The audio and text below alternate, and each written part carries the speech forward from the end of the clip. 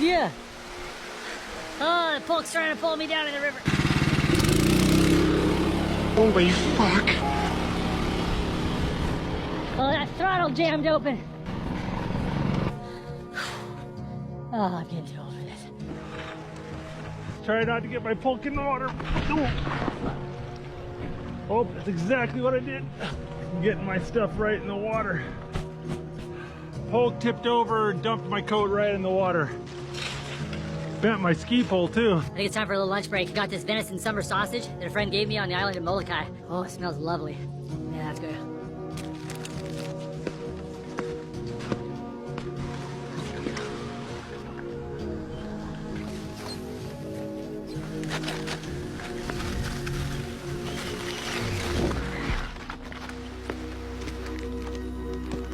Gotta take a little break and take care of my feet. It's already kind of starting to form into a blister.